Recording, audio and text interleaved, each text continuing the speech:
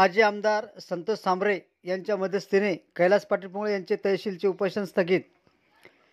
शिवसेना उद्धव ठाकरे पक्षाचे भोकरदन तालुका प्रमुख कैलास पाटील पुंगळे यांनी भोकरदन तहसील कार्यालयासमोर निराधार महिला लाभार्थ्यांसोबत व पदाधिकारी समेत बेमुदत उपोषणास बसले होते। संजय गांधी निराधार योजनेच्या लाभार्थ्यांना अनुदान मिळावा, प्रलंबित प्रकरणे मार्गी लावावी, श्री क्षेत्र राजूर गणपतीचे जुने प्रवेशद्वार उघडावे या मागणीसाठी भर पावसात कैलास पाटील पुंगळे यांनी बेमुदत उपोषण सुरू केले होते। माजी आमदार संतोष सांबरे यांनी तात्काळ भोकरदन तहसील कार्यालयात जाऊन कैलास पुंगळे व उपोषणकर्त्यांची भेट घेतली व तहसीलदार संतोष बनकर यांच्याशी सविस्तर चर्चा करून विविध मुदतीत सर्व विषय मार्गी लावण्याचे लेखी आश्वासन घेऊन कैलास पाटील पुंगळे व शिवसैनिक तसेच वयोवृद्ध महिला भगिनीचे पावसात सुरू असलेले उपोषण स्थगित करण्यात आले।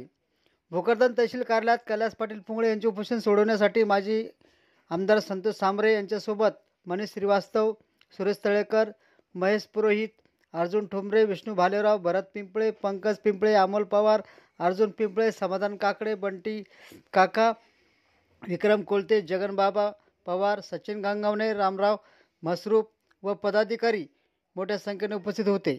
धन्यवाद।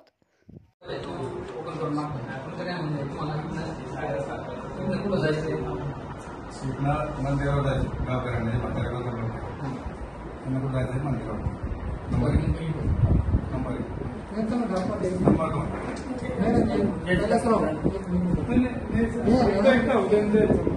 मंदिर आहे,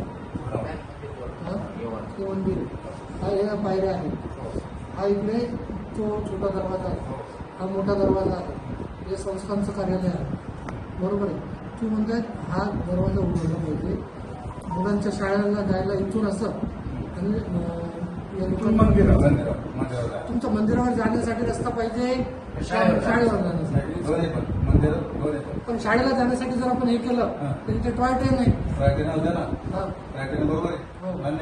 रेल्वे जाणार आहे त्याला आता एवढे रेल्वे मार्ग आहे पुढं देशामध्ये, बरोबर आहे।